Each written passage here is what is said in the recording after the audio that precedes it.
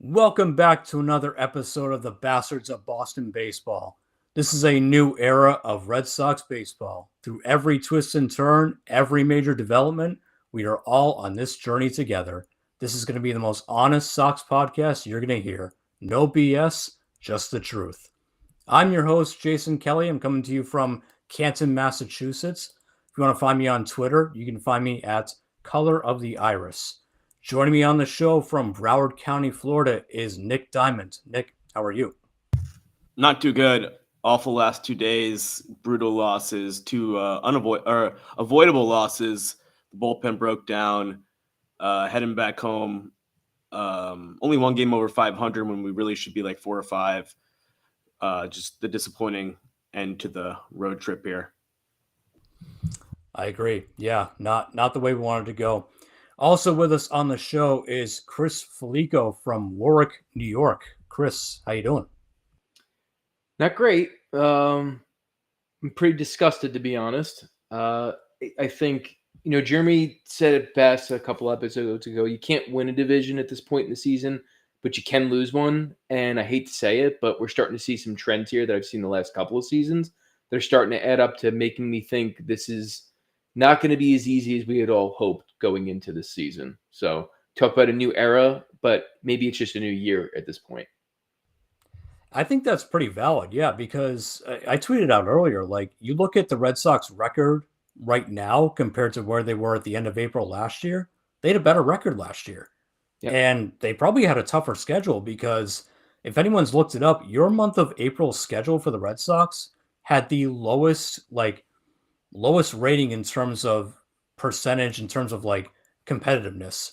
You had a very weak April schedule. I mean, you played the White Sox twice. Like, you had a lot of bums in that schedule, and you're barely over 500 now, and you're losing to division opponents like Toronto, which, yeah, Toronto's not bad. They re-signed Vladdy, but I don't know. Is that a team we should be scared of? Like, so Nick, like, when you look at how they did in April, given what they have ahead of them in the schedule, do you feel good about this team, or are you starting to think like, I don't know, maybe those 90 plus win productions are a little bit too much? I honestly don't feel too good about it going forward. Yesterday, Lucas Giolito came back, and it looked like we finally were going to get a fully healthy rotation. And then today we get some more bad news in the rotation. So I don't know if this depth that we all described was a good thing coming into the season is going to hold up. It already is depleted with Richard Fitz down, a bunch of other guys down. Um, you know, I was impressed with Hauk today. He really stepped up, and I kind of was thinking he might get himself forced out of the rotation, but today he kind of stepped up on 7 innings. So that is some positive that we could take away. But just I'm not looking forward to going to face some good teams. We know we lost to the White Sox. We got away with it staying around 500 with the Yankees not pulling away. No other teams pulling away, but you're not going to get away with this against really good teams, against really good pitching. I know the Red Sox don't hit high velocity very well. As soon as we start seeing good fastballs, we start running into the Tigers, we start running into the Yankees soon, we're going to lose, and we're going to lose badly because we can't hit this high velocity pitching. So I'm just not looking forward to the next coming weeks here. April and March was a pretty easy schedule. I know the Rangers were kind of tough early on, but they really haven't played well recently. So there haven't been a lot of tough opponents, and there's going to come a couple coming up soon. So, no.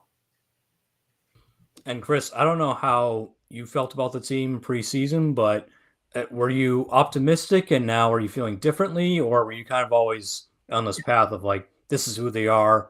I'm not surprised.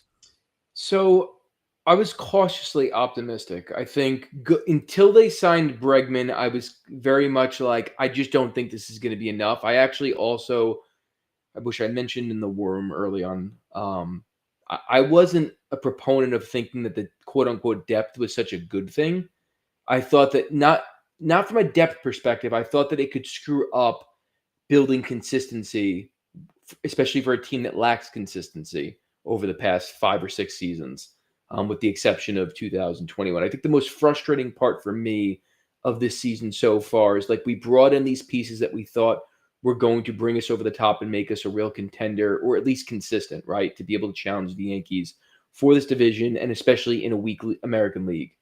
And the frustrating part is that it's actually done its job. Like, Chapman has been better than I think we all expected. Bregman's been tearing, the cover off the ball. Crochet is as advertised, possibly better, as long as we don't throw his arm out at this point. And I mean, I look at even Lucas Giolito at this point as like an addition because he hasn't pitched. Granted, it's a small sample size, but I think all of us can be happy with the performance that he gave us. It's the people that we were counting on that have been on this team that we thought we were going to deliver that have not shown up, right? Whether we're talking about Tristan Casas. I mean, we're all not Tristan Casas fans, but the fans as a whole expect a lot out of him. Trevor Story, we're like, oh, if he could just stay healthy. Well, now he is staying healthy, and we're starting to see some other ugly trends despite him being healthy. Rafael Devers got up to a slow start. So, I mean, et cetera, et cetera, et cetera. The manager, which we'll get into. But the point is that all these additions we had have been as advertised or better, and yet we are worse. And that's a concern. I agree with you. Yeah, I think that it's not just the additions. The additions have actually been good. I mean, like you said, Bregman's been off to a red hot start, and most of your pitching additions have been pretty good so far. Obviously, we'll get into some of those actually in another show. We're going to do a whole pitching breakdown of what's going on with the pitching staff, injury wise, expectation wise, whatever. We'll save that for another show, not this one. But yeah, that's to be expected too. And I'm glad you brought up Tristan Casas because unfortunately, guys, we have to do a bottom five once again. And it's with the midweek, it's getting tiring doing a bottom five because I feel like we did a ton of these last year, but we're back at it again.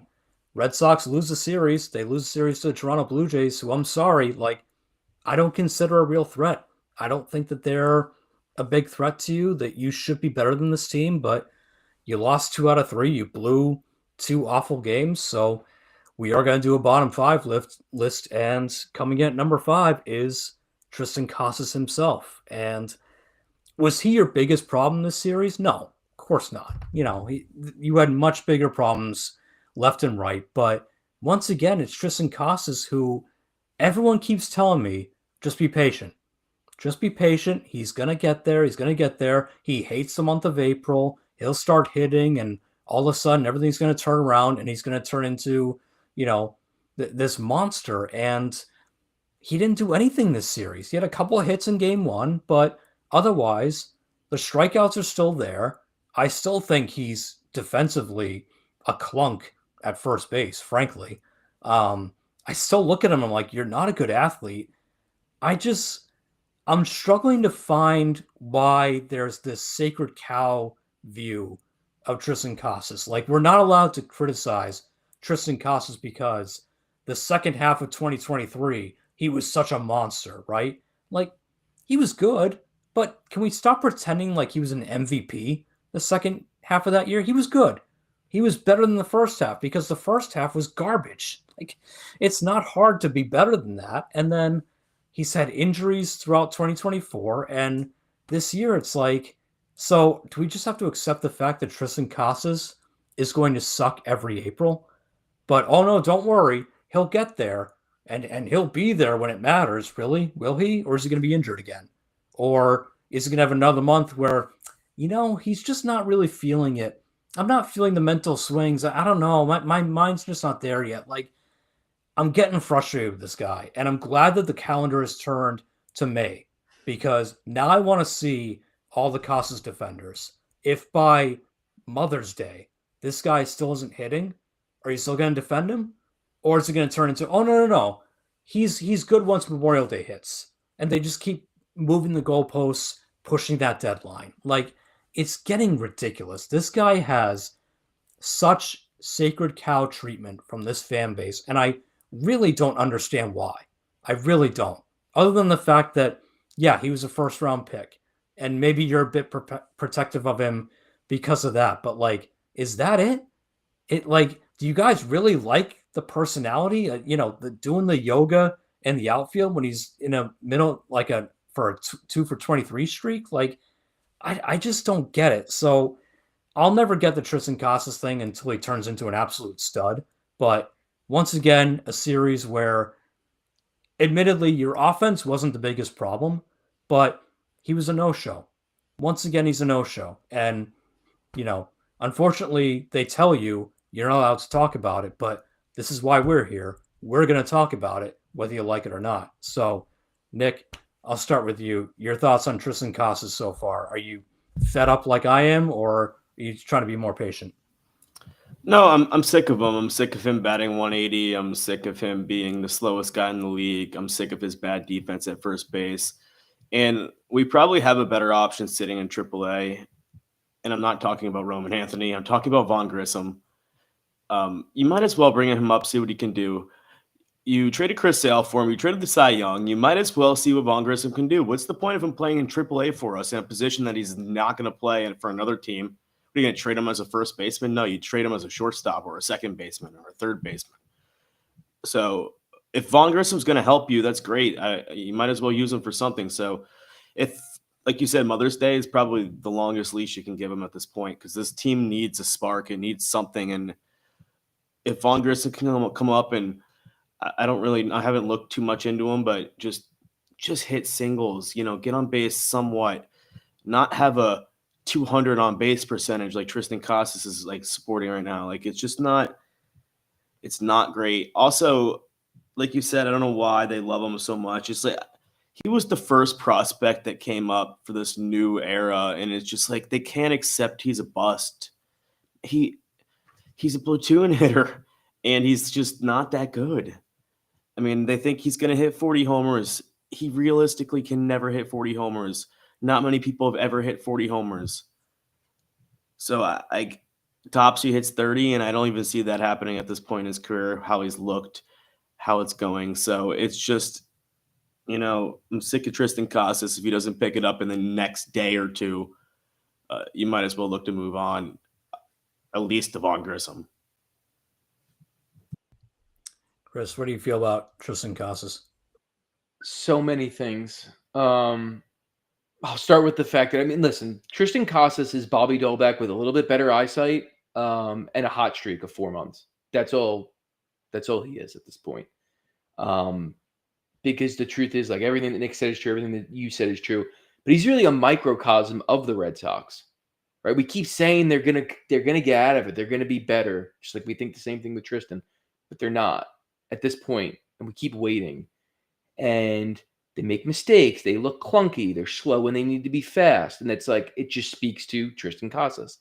And, I think I've been in denial with Tristan Casas. Not that I ever thought he was going to be good, but there was the hope and the dream at some point that, like, we're going to get rid of this guy or, like, send him to the moon. And we might have Vladdy. But then that dream quickly dissipated when he signed that contract. And even then, I kind of still was in denial. And then we had this series, which was fitting. So, of course, it's against Toronto. And, of course, Vladdy showed up, and he's the hero. And there we have Tristan Casas. So, I love Nick's idea at this point. Like, Vaughn Grissom, we gave up Chris Sale, which, of course, turned back into old Chris Sale as soon as he left the Red Sox. And looks like a Cy Young candidate. And, of course, we thought we were getting a good prospect. And then he's an absolute shell of himself, a mess compared to where he was in Atlanta, which is super fitting. But at this point, he can't be worse than Tristan Casas because I'm sick of waiting for Tristan Casas to become what we all thought he's going to be. He's not. He's never going to be the hitter that people think he's going to be at this point. We're lucky if he's AAA with the way that he's played. So send him wherever at this point. Send him to AA. I don't really care, but just let's find something. I'm with you guys. Like, I'm willing to give Vaughn Grissom that chance because, first of all, Vaughn Grissom's younger than Tristan Casas, so there might be a little more upside. He also had half a really good season with Atlanta. I would say his half season was better than Casas's, like, if we're comparing it. So, and he's a right-handed hitter. He's a big kid. He's got a little bit of pop. Like, why not? I know that the knock on him is that as a shortstop or a second baseman, he's not a great athlete. Fine. Maybe he's a better athlete at first base. I'm willing to give him that chance because in Tristan Casas, you're looking at a guy who you haven't extended him yet. This isn't a Rafaela situation where you gave him the big 8-year contract. Like, he hasn't negotiated with you. he hasn't signed it with you yet. So they're still at an impasse there. So I think the Red Sox hold all the cards here. They could just go, dude, you haven't hit in like ages. Like we're gonna try something else because you know uh, news break, but we're trying to make the playoffs this year, or at least that's what they say. So yeah, I'm willing to try any and all options. Like, and if Von Grissom's the guy, if he keeps tearing it up, go for it. I'm okay with that because at this point, yeah, he was a former first round pick. A lot of people don't want to give up on Casas, but if this is who he is, it's not a long term fit. So we'll see how it goes. But he definitely, for a guy in his position, again, doesn't have the extension in hand. He's got to pick it up for himself and the team, both likewise. So with that, we'll move to the real issues with this series. So we will go to number 4 on our bottom 5. Nick, who do we got? We got Garrett Whitlock, and it's just one day. Going back to game 2 of the series, Garrett Whitlock comes in right after Giolito gives up 2 runs. The umpire kind of screwed Giolito on a walk, and then he kind of gave a back-to-back homers to the Blue Jays, and then he was quickly pulled, or he got out of it, and then we went to Whitlock. Whitlock got crushed. His stuff looked down. He gave up 4 hits, 3 runs, a game-tying bomb. He just looked awful, at least in that first inning. He came back in the second inning, and he shut him down, but he didn't look great. His stuff looked down. And then a couple shows ago, I was praising how good he looked. His fastball was up. His sweeper was looking like it was breaking a little bit more. I just think his stuff looked down. He kind of looked tired. I don't know, but he hadn't pitched much, so I don't know why he would look tired. So I don't know if that's an injury concern or anything. I just think his stuff was down. But Cora let him go out there for 2, so obviously everything was okay. But we'll see how he looks the next outing. So that'll probably be tomorrow. They shut him down for 2, so we'll see. Chris, what do you think about Whitlock? Yeah, I mean, agree with everything that Nick said. I think it's an astute observation by Nick, the fact that like he did look very similar to he has in the past when he's either been overworked and overpitched or when he's coming back from injury. So that's one of the first things that went through my mind is like, oh gosh, does this guy have some sort of nagging injury? Because I've seen this story before. I've seen him come back from injury and not look so great. I've seen him when we also overworked him and his arm's about to fall off and he's doing this. And in this particular case, he hasn't pitched, so it's not in the matter of being overworked, and there's no injury that they've announced to this point, so I don't think it's that. So I'm hoping it's just a blip on the radar. That's also been some things that have happened the last couple of years, especially with us switching him between bullpen starter, and us not making a firm decision, which has probably screwed up this kid. So yeah, I hope it's just a blip on the radar. Bad time for it to happen if it is, but nonetheless, for the duration of this season and the hopes for this season, I hope that's all it is. Yeah, I'm with you guys. I think it's just a blip on the radar. I've always said Whitlock is better in the bullpen. I think early results have shown that, but I do worry about the injury history. Like, this is a guy who, I kept making the joke and it was a bit facetious. Like, in spring training, he could step off the bus and get hurt. Like, he is kind of fragile. This is why the Yankees gave him up in the Rule 5 to begin with, right? He wouldn't cut it as a starter. The Yankees don't have much foresight, so they let him go. You kind of toyed around with him. You tried to make him a starter way too much. You took a lot of mileage off that arm trying to do that, not just off the arm, but off the whole body. So I do have concerns about that. Like, did you burn him out a little bit too much? Like, yeah, he's back to being a reliever, but then you got Alex Cora saying, well, if he pitches, it's going to be 2 innings, not just 1. Well, what the hell is that about? Like, he's just kind of working his way back. Does he have to do 2 innings every time, or can you just have him out there? And Alex Cora's been inconsistent about that, as he has been with a lot of things. So you wonder if, like, it's early season burnout, or it's just early season he's pitched more innings than he expected, and the fatigue is catching up with him. He's not recovering the same. Again, this is a guy who's missed like multiple months, years with injuries. So I think it's just a blip on the radar, but I am concerned about the usage. Like, it doesn't seem consistent. There are times where he pitches 2 2 1/3, and then there are times where he comes in for 1 inning and that's it. Like, you've got to be really careful with a guy like this. Like, you've got to treat him like fine china. And I hate to say that, but that's kind of how it is with Whitlock. Like, with his injury history, you can't stretch it too much and you can't be too creative with it. So I think it's just a blip on the radar, but I am concerned with are they all aligned with the plan there? Like, is it all, are they all agreed that this is what we're going to do? Or does the organization have a different idea and the pitcher is feeling something different? Like, that's what you worry about. So hopefully just a weird blip and Whitlock is back on track. I still think he's one of your better bullpen arms. I still think he should be your closer at some point, but weird blip, but hopefully he gets over it. Well, So Jason, you know what? I think to your point, though, I bet you there's the majority of the organization is probably aligned that he should be pitching 1 inning, right? yeah. The reality is we're not in a position right now where he can, because middle relief has been terrible and very inconsistent, which has forced our hand to probably pitch him more than we want to, which is another underlying issue. Also, some mismanagement from our manager. So yeah, I mean that's another concern too. Is that, like, we probably don't want to do this, but we kind of have to, because not many people stepping up right now. Yeah, I would agree with that. And that's the thing. Like, you have pitching depth, but Cooper Criswell is really your only swing guy. I mean, you could turn Sean Newcomb into that, but it doesn't feel great. And even still, those are guys that you want pitching 3, 4 innings, like mop up duty kind of thing. You don't have a 2 inning, like stretched out, but not a starter kind of reliever. Whitlock fits that profile, but are we, like you said, are we all on board with that or not? Like, and I think you're right. I think the organization feels differently. I think that they kind of view him more as just, no, we want him to be the closer one day. And we're not saying that because we paid Chapman this stupid amount of money, because we needed some flex in the offseason. But I don't know. Like, again, it's one of those, like, who's talking to who and who's agreeing with who? Is the organization on the same board with Alex Cora, or is he feeling differently? And that's kind of been a problem really through the first month. Like, that's been rearing its head a little bit too much. So yeah, it's a great point. And speaking of the manager, so Nick, this is your guy, number 3. Like, who's number 3 in the bottom 5?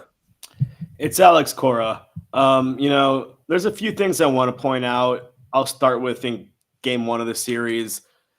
I think I said in the war room after the 6th inning, I think he was at 85 pitches. Garrett Crochet, I'm talking about. He was at 85 pitches. And I said, after what they did to him last outing and stretched him out to his career high again, it would be great to get him out here at 6 innings with a big lead and, let him go and relax. They stretched him out to 7. I think he actually ended up at 94. So it wasn't like they overworked him or anything, but that was something I kind of criticized Cora about a little bit. Garrett Crochet leads the major leagues in innings. That's something that he's never been close to before in his entire career.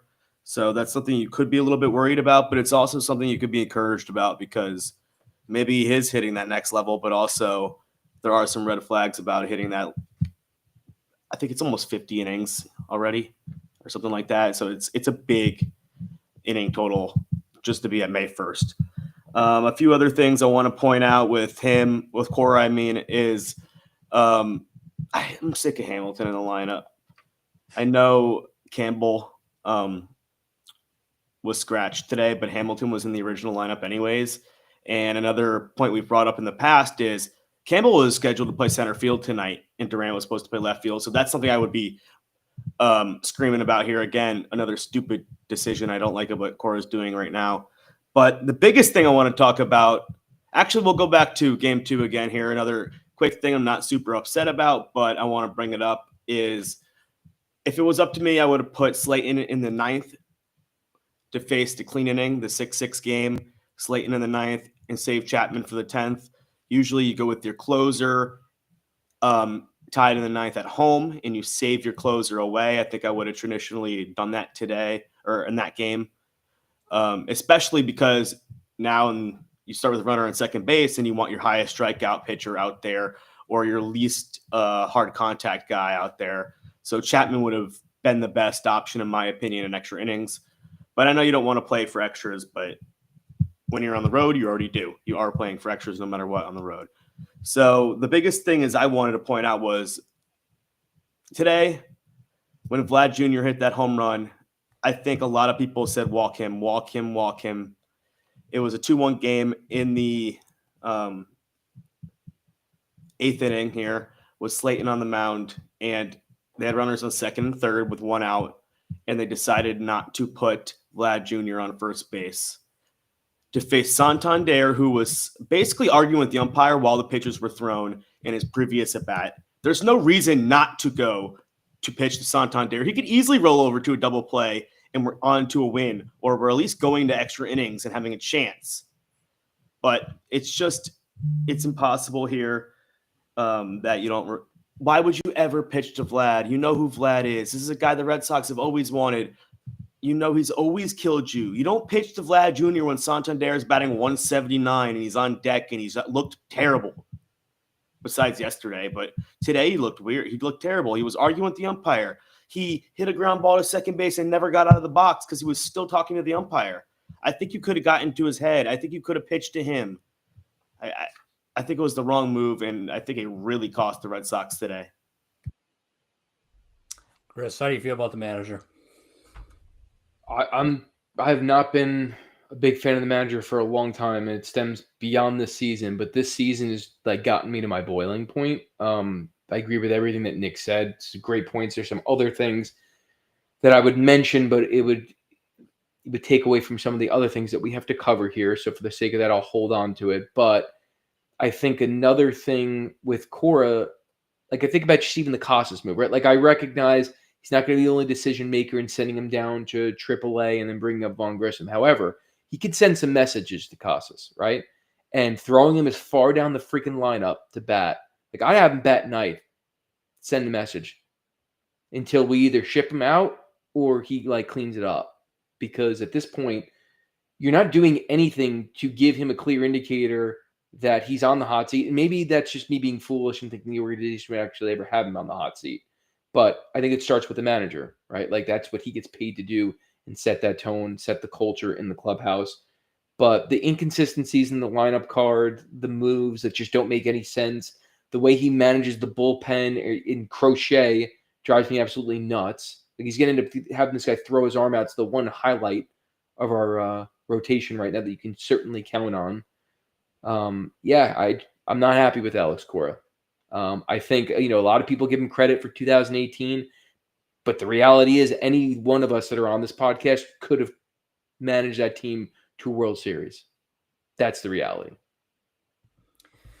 Yeah, so I'm generally a pro Cora guy. I have been, since I've been on this podcast, and I'll admit, this is the first year where I'm really starting to think, what are you doing? And you mentioned the Crochet usage. We'll get into that in our bonus show.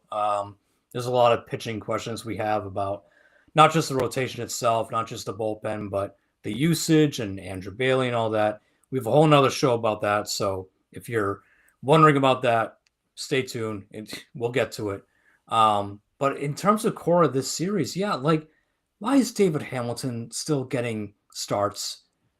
Have we realized what he is? And I feel like I complained about this last week, and it's just until he keeps, if he keeps getting starts like this, it's going to be a constant complaint. He's a pinch runner.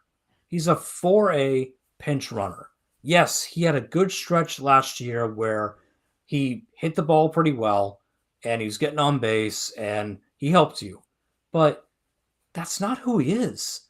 He's just not a very good player. Again, the Brewers threw him in as part of the deal to acquire Jackie Bradley Jr., who's a worse hitter than David Hamilton is. So that should tell you all you need to know about who this guy is.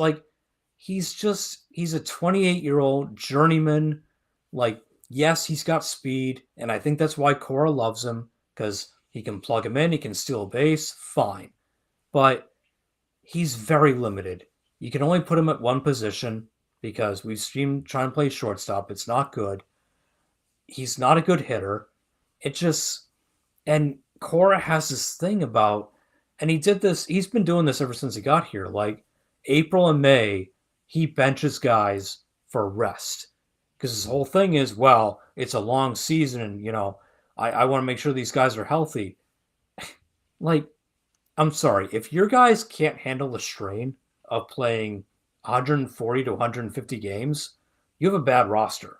And look, maybe that's what Cora knew during the Bloom era. I don't know. But, like, why are you benching, again, like, the inconsistency with Casas and Abreu? Oh, they'll play against lefties.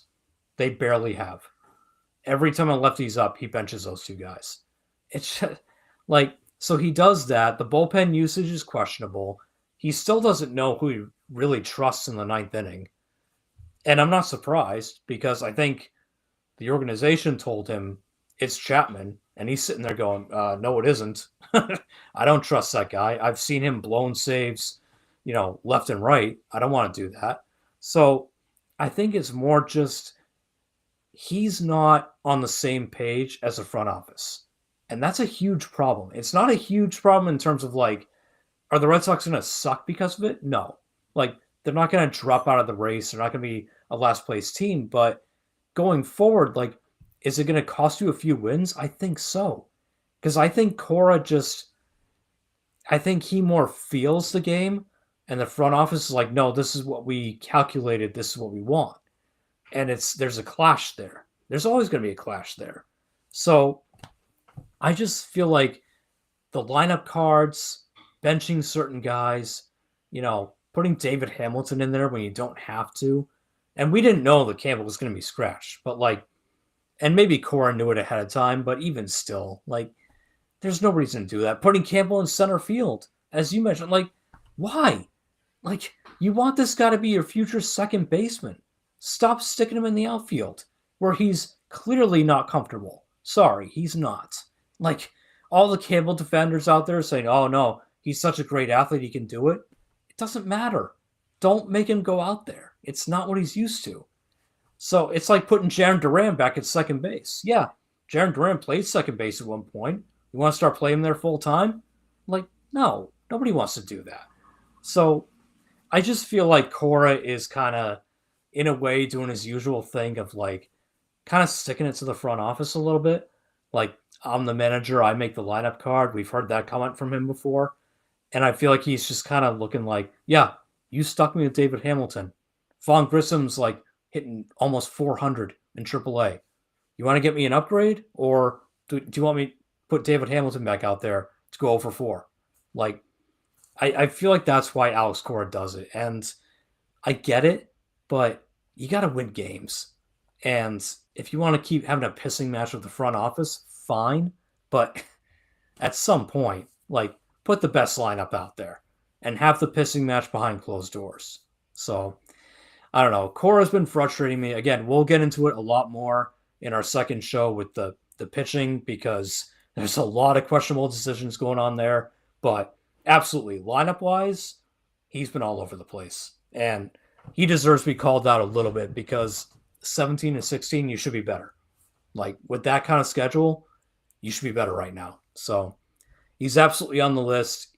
Probably not the last time he'll be on the list, but there it is. So with that, we'll move to some members of the offense. So, Chris, number 2 on our bottom 5. What do we got? So we had Trevor Story. I mean, he's been, honestly, he's probably a bigger problem going past this series, if we're all being honest with ourselves. But I mean, he only had 2 hits in the series, a million at bats. He only had 2 strikeouts. However, his strikeouts, of course, I think in both cases came with runners in scoring position. In fact, he left 4 stranded in the series, which, if anyone watched it, we know how costly that proved to be, especially in Game 2 as well as tonight. But also, I think going into this game, he was 2 for his last 38. He's been ice cold. Again, tons of strikeouts during that time period, leaving a ton of runners in scoring position stranded, and just he's not even having good at bats in a lot of cases. Like I think going into the series, I was watching, and I kept thinking to myself in the last series was like, I wonder how many at bats he has where he literally only sees 3 or 4 pitches. That's how I feel watching him for like the last month. And it stinks because he actually got hot for a little bit to the point where it's like, oh, wow, maybe he's going to break out of this. And it was only for maybe 6 days. And then he went right back and just nosedived. And now he's worse than ever. And I mean, I think it's going to start to beg the question because, again, we talk about this depth we have throughout the organization. We have depth at shortstop. We have options.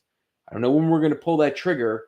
But I also, like we just talked about, a manager who I think has also been the biggest victim of this depth. Like David Hamilton, and putting him in the lineup is actually being a victim of having this overall depth. Last year, we cried about it when we had no options. Now we have an abundance of options and we use the wrong ones. So that's what I'm thinking with Trevor Story. Interested to hear what you think, Nick. I don't like Trevor Story ever since we've had him here, but he's always going to be a streaky guy. He's always going to be he's going to get super hot and then he's going to get super cold. I just hope the power can stay consistently as long as he can hit like 15 to 20 homers. If he bats 220, whatever, if he can stay healthy, it can. I mean, Marcelo Meyer will be up eventually. I don't think it will be until at least like July. I think Roman Anthony comes up first, and then we'll see Marcelo Meyer later. But I think, like you said, the 2 for 38, whatever it was coming off a hot streak. I think eventually we'll see another hot streak, but guess what? It'll follow by another 2 for 38. That's just who Trevor Story is. And if you look at his hits, the one today was like an infield single that was like a high chopper over like the pitcher's mound or something. And then like another one that was like in the hole between short and third. Like he's not hitting the ball hard in the last 45 at bats. It's just not looked good. So it's really hard and really frustrating that he can go from hitting the ball, driving it all over the place, driving into the opposite field to just becoming completely lost and, swinging at sliders outside the box all over again. So it's just weird how he can just go hot, cold. But yeah, he's stayed healthy so far. Yeah, he's definitely stayed healthy. You know what though? But he shouldn't be batting fifth, and that's on Cora. So yeah, what are you thinking, Jason? I agree. You shouldn't be hitting fifth. And yeah, that's on Cora. It's also on your front office because if he's not hitting fifth, who is it? That's also on Tristan Casas for not being very good. Yeah, that's true. It's a lot of people to blame on this. Yep, that's a great point because Casas should be higher up in your lineup. And right now you can't trust him. So you had to bump him down to 7th and that's it. So I know this isn't going to happen, but I've been thinking about it lately. How would you feel about a Duran, Campbell, Devers, Bregman lineup and kind of stretching it out a little bit more and going left, right? I don't hate that because Campbell, at least, he takes walks. Like, he doesn't have to hit a home run every time he goes up there. I feel like people misinterpret the kind of hitter Campbell is. He's patient. He'll work at bats, and yeah, like, he might go 3-2 and strike out, but he works the count. And if Duran can get on, Duran's starting to heat up now. Like, you put Campbell second, Devers third, Bregman fourth, then he can play around with the number 5 position. Like, you probably will. And then you can move Story down a little bit. Yeah, and it should be Willier at 5, and then Story's hitting 6 at best. And at that point, that's not as detrimental to you if he's striking out half the time. So I like it. Yeah, I do. Yeah, I like it too. And it's funny you say that, Jason, about like with Campbell, like the amount of frustration in the tweets that I see about Christian Campbell, who's a rookie, and then there's same people who are like, but don't worry, Casas is going to come out of it. And it's like, what? You're frustrated with a rookie who's like a legit candidate for Rookie of the Year at this point. I get it, it's early. And then you're sitting there and like defending Tristan Casas until like you die on the hill. Like that's like the frustrating part for me, especially with this fan base right now. But anyway, Nick, to your point, I think right now anything would help. And I think that's a good plan. Will we do it? I have no idea. Probably not, to be honest. I don't think Alex Cora would ever do it because I don't know if he trusts Christian Campbell fully yet. And that's a Cora thing, but yeah. It would have to be like August and Campbell would have to have 20 homers. Like he would have to be a bona fide stud. He'd have to be turned into like a Jackson Merrill type of guy. But to be honest, if we're doing that in August and we need that, Like that's a bigger problem. I think he's that good now. Like I think he can handle the 2 spot in the order, at least until Devers becomes a star again. No, agreed. I was talking about meaning like to make these shifts in the lineup. Like if we're dying for it because we're still struggling and it's August, and that's when he decides to, like, it's probably too late. Yeah, I would agree. If he's doing it by then yeah, it's probably out of desperation and teams out of the wild card racing, which that's kind of a disaster situation at this point for what you did in the offseason for the way this roster looks. So hopefully it doesn't come to that. But yeah, this is the thing. This is who Trevor Story is. Like, I just looked up his splits. He's hitting 400 against lefties, 225 against righties. This is who he is. He has 30 strikeouts to 4 walks against righties. So if you're a right-handed pitcher, as long as you don't throw a meatball in the middle of the zone, you can get him. Just throw the slider outside. He'll chase it every single time. Throw a heater 97 just a little bit up. He can't catch it. So yeah, exactly. The only pitch he can hit off a right-handed hitter or pitcher is a hanger. Anything over 94, untouchable. Anything outside the zone, untouchable. He's got no shot. Against a righty, he should be batting 8th. Yeah, I honestly, he should be. Yeah, against a righty, he should be further down the lineup. Against lefties, you can bump him up a little bit, but I don't want him hitting any further than 5th against a lefty. So yeah, he can run into one every now and then, but if you get a lefty that throws 98, it's the same problem. Yeah. He just can't catch up to the fastball. So unfortunately, this is what you paid for. This was your big, Chaim Bloom. Oh, Chaim finally paid for someone. Are you happy now? Yeah, not really. Like, I know, and I feel bad. Terry was a big Trevor Story guy. I'm not. And this is why. I feel like you take these guys out of Coors, and this is what you get. He's a meatball hitter. Like, that's it. So, yeah, the average is going to drop. The strikeouts are going to go up. Yeah, he'll have that game where he goes 3 for 4 with a homer, and everyone blasts us on Twitter. Oh, how do you feel about Trevor Story now, bastards? Oh, good take there. Like, okay, fine. Yeah, have fun with that. By the way, like, unfortunately, Marcelo Meyer now has a stiff back again for like the 5th time in 2 years. So, for all the people saying, oh, well, as soon as Story gets hurt, Meyer's coming up. Not so much. He's not if he gets hurt first. Yeah, like yeah, exactly. It's a race to who's going to be on the IL first, Meyer or Story. Like, you have a bunch of fragile shortstops there. So, at the end of the day, it was a bad series for Story. This is going to happen. He's super streaky.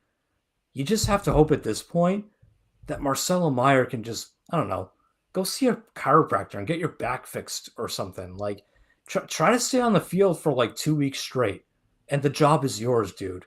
Because Trevor Story, I don't care about the money. I don't care about the contract. You figure that out later. Marcelo Meyer should be your future there. He is, and he should be your future there. Trevor Story is not. And I know what everyone was saying, like, first half of April, oh, if Story keeps going like this, the ideal situation is that he opts out and Meyer becomes your shortstop. That's not happening. I'm telling you right now, it's not happening because Story's going to end the year hitting 220 with a massive amount of strikeouts, less than 100 games played, and no one is going to pay him more than $23 million you're already paying him. He's going to opt back in. He's going to become your problem again. So you're going to have to make a decision. Like, that ideal world isn't happening. Just so all of you know. Like, this is who Trevor Story is. You overpaid for him, as Chaim had a tendency to do. There's a certain Japanese outfielder who's in Witsec right now that we haven't heard from in years. That's what he has a tendency to do. So you're going to have to figure out a way to get rid of him, to get Marcelo Meyer at your shortstop position. This is who Trevor Story is. You just haven't been paying attention if you think otherwise. So, which, again, a lot of Red Sox fans don't, because he hits a home run, they go, wee! Yeah, he's great. So, well, Red Sox fans 2 weeks ago were like, oh, man, if he gets hot, we could sell high on him in June. Oh, yeah. Oh, yeah, I saw that too. Yeah. Uh-huh. Yeah, no, if he gets hot, we can totally offload that entire contract. That's how that works. Yeah. No. You're all fools. So, unfortunately, you just have to hope that Trevor Story does a little bit something to help you get into the playoffs, and then we'll see about the contract afterwards. But this is who he is. Get used to it. It kind of sucks. But with that, we'll move to a guy who I don't think is going to be number one on a bottom five or number one on the you know what list anytime going forward, but he is this week. So Chris, number one, take us home. What do we got? Slayton. So 3 earned runs in this series, all in game, was it 2? Or no. Yeah, game 2, sorry. Giolito was pitching really well. Umpire did screw him, but that's besides the point. But it ruined that whole game. Like, that was a win. Like, we should have swept the series if we're all being honest with ourselves. And yes, I recognize, Slayton, or no, I'm sorry, Whitlock gave up the 3. Slayton gave up the winning run, even though it wasn't an earned run in game 2. So I got that backwards. But you know what? I don't necessarily know how I feel about that, because I recognize, yes, he didn't get those guys on base, but like, he gets paid to pitch too, right? Like, I've seen plenty of guys get out of that situation when the Red Sox are batting with the bases loaded, right? So yeah, I'm not going to necessarily blame him, but he happened to be the pitcher that we got walked off on. But tonight was just an absolute disaster. I mean, with Vladdy, like, I know he's not the only decision maker on this, but why we're not walking him? When that happened, I knew we were losing. I didn't realize it was going to be a home run. But I've seen this a couple of times this season from Slayton, where he's been shaky. And when he is shaky, like, you need to pull him. And unfortunately, we're not. We don't have many options at this point. I think in the war room, Nick, you had made a comment about, like, I don't remember if it was Slayton or if it was with Whitlock, like swapping him and Chapman. So if you want to make a point on that, because I mean, I don't have much more to say on Slayton. It's just, it's disappointing because I wouldn't necessarily expect it from him. But when I reflect on the season, there's been moments like this. It's just when they happen, we don't pull them out, and when we don't, we pay for it pretty mightily. And we did this series. So, I just thought Slayton's command was a little bit down today. He was trying to get the fastball up, and he was yanking it. And then he I saw some people trying to say it was a good pitch to Vlad, but realistically, a good pitch was ball 4. That was the only good pitch to Vlad. So there's no such thing as a good pitch to Vlad in that situation. The other point I said was, I think, when in game 2, when the Blue Jays walked it off with Alejandro Kirk, I would have gone with Slayton in the 9th when Chapman pitched, and then saved Chapman for the runner on base. Chapman strikes out the most guys in the bullpen, so that's the only reason why. He's got a better strand rate. He's not gonna give up the ground ball and the sac fly. He's gonna strike out the guy. So that's the only reason I would switch him. It might not have made a difference. I don't even know what the order was at the time. It might have been lefties in the 9th and then righties in the 10th. I don't remember. I know Alejandro Kirk is right-handed, so I don't know what the matchups were, but that's just me thinking off, like, what I might have done at that moment. Yeah, I think either way, your point remains true. In that situation, like, to just get someone up there is not going to make contact. So, yeah, it's a great point. I'm not saying Slayton is a bad strikeout guy, but when you have a Aroldis Chapman in your back pocket, you might as well use him in that situation when you're going to extras or you're losing. Yeah. Yeah, so I think you guys both make good points. Like, my biggest issue with Slayton from the start has been, and I know he's pitched in a lot of major league innings, I still feel like he's a little bit raw. Like, I don't think the stuff is fully refined. And look, Chapman scares the crap out of me in high leverage situations because he can strike out the side, or he can hit the side of a battleship and he walks the park. Like, that's who he is. Slayton gives up a lot of contact, though. And that's a huge problem for a guy who wants to be a high leverage reliever, or, forget wants to be, but who the team is kind of thrusting into that position. Like, he does give up a lot of contact. He can miss some bats at times, but when it comes to the higher caliber bats, guys like Vladdy Santander, whatever, he doesn't miss those bats. And that's kind of what I worry about. So I still think Slayton is a good reliever. I think you have to remember he was another Rule 5 guy, right? Slayton? Yeah. Yeah. So He was a once Rule again, 5, and then they traded for him. Like another team took him to Rule 5, and then they traded for him. okay, so they still went ahead and acquired him. Okay. So but either way, like this is a guy who's bounced around a little bit. He's not old. He's what, 26, 27, so he's still kind of in his prime. Um, but I still think the stuff isn't quite there. And I don't know if it's ever going to really fully get there to the point where you can say, yeah, I feel good about this guy as a closer. Like a lot of people were saying that in the offseason, and I kind of was like, I don't know. Not that I feel great about Chapman, don't get me wrong. And even Whitlock. Like, I want Whitlock as a closer, but he's got to prove he can do it consistently. And look, he had a bad series. He was on our bottom five. So, there's a reason for that. I feel like this is part of why Alex Cora is having trouble. He's having trouble deciding who to trust in these late inning situations. And one night he'll go to Chapman. Chapman will strike out the side. He'll go, okay, yeah, that's great. That's why you paid him. He's our closer. Next night, Chapman walks to, struggles a little bit, labors, and Slayton comes in and cleans it up. And it's like a back and forth. It's just too much Jekyll and Hyde with that late inning bullpen stuff. So I like Slayton. I still like him. I'm not, I'm not saying like get rid of him, send him down. No, like he's a valuable part of your bullpen, but I still feel like there's more there that's just not, he's not fully there. He still has more to unlock. He still has more to really refine. And will he get there? I hope so. This is why, and again, not to, I keep teasing it, but this is why we're gonna have a deeper conversation in a different show about Andrew Bailey. Like, is he getting the most out of not just your starters, but your relievers too? Especially a guy like Slayton, who is young and I think still kind of impressionable with what he's trying to do, what he's trying to hone in his craft.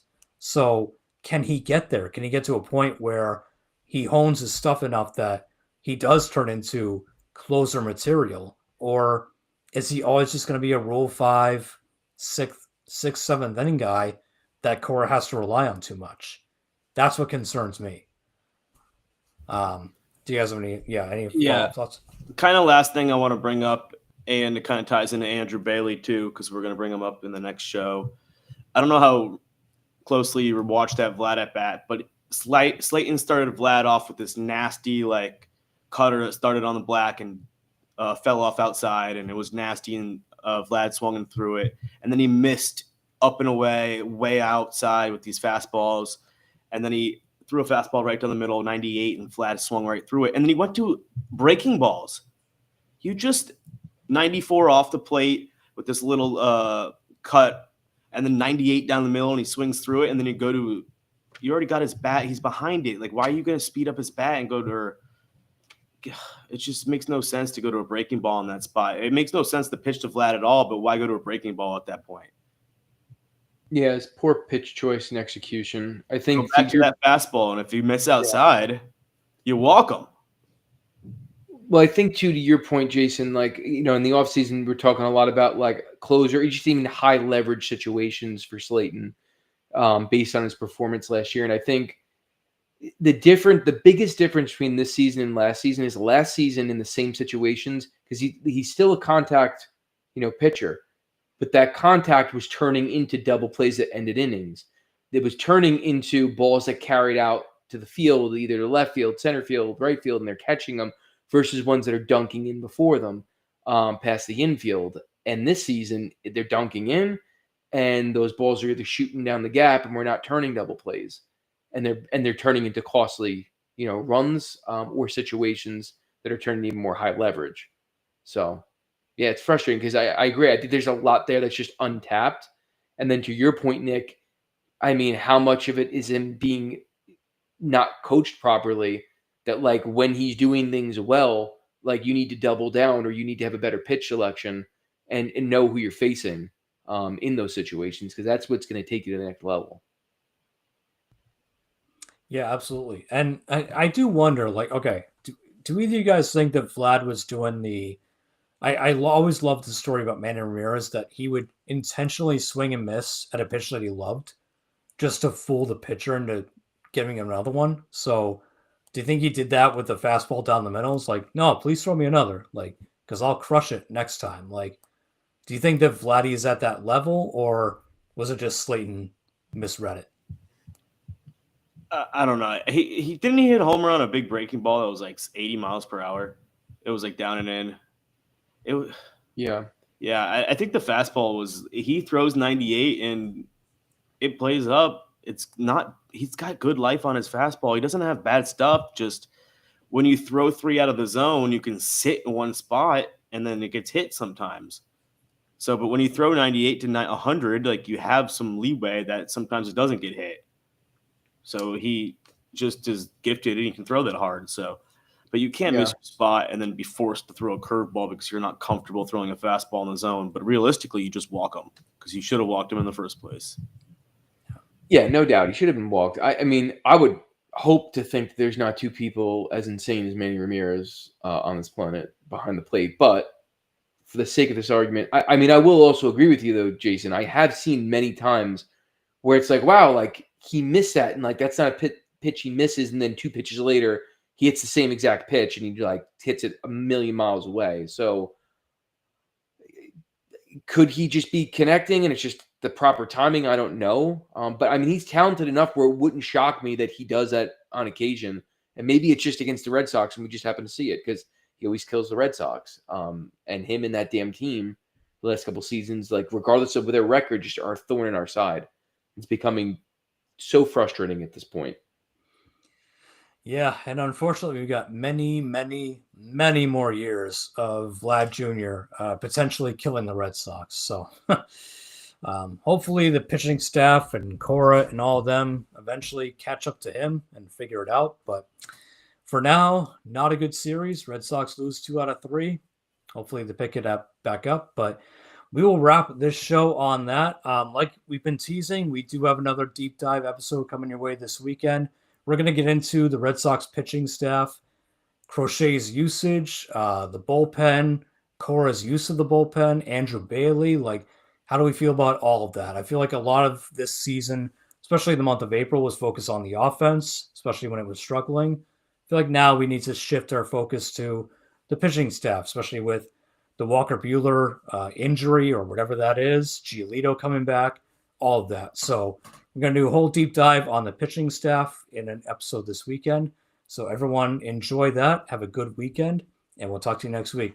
Take care.